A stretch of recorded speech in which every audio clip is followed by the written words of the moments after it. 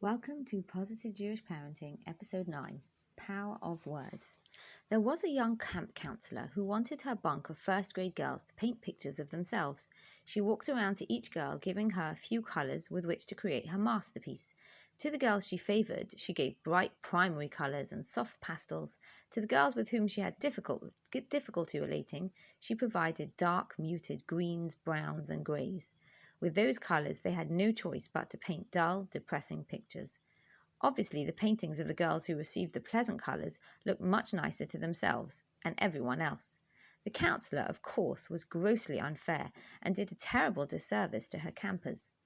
With each word a person speaks to another, he's providing paint for that person's self-portrait. Throughout our lives, we collect these colours from the words others speak to us, adding them, a dab at a time, to the image we create of ourselves. Parents have the power, through sarcasm and disapproval, to fill our children's palettes with dark colours, or through encouragement and positivity, to fill them with bright colours. For a parent or teacher, this power is immeasurably potent, for a child is a work in progress. Every word spoken to him is absorbed into his developing personality, becoming part of his psychic structure.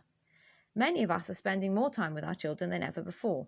This is both an opportunity and a difficulty. It's a stressful time, and they are being exposed to our emotions and reactions more frequently. We are human, and we will occasionally, or perhaps often, fail with our interactions with the children.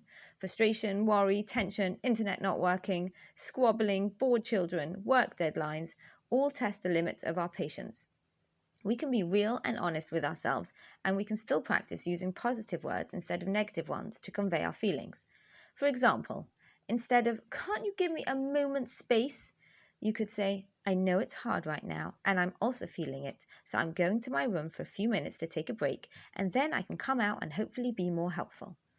Or if your child is constantly whining, instead of, "Will you stop moaning all the time?" you could say, "It's really helpful if you ask me for what you need using a request, then I'll be more able to help."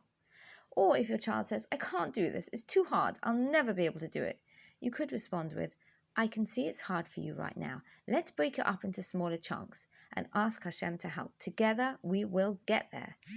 Even if our children stay in their negative moods, we ourselves will be more upbeat, and over time that will help them. Also, when we respond negatively, the negativity cycle is continued and we get bogged down with their frustrations. When we use positive words, we stay calmer and more positive ourselves. We also give our children a positive role model and hope for the future. This time will end. Hashem has a plan and He loves us. The more we believe this, the easier it will be for us to get through the next few months. And whilst we're talking about words, here's a practical idea to create a connection with Shabbat that doesn't involve any actions at all. I think you all have enough on your plate right now. When you talk about Saturday, call it Shabbat.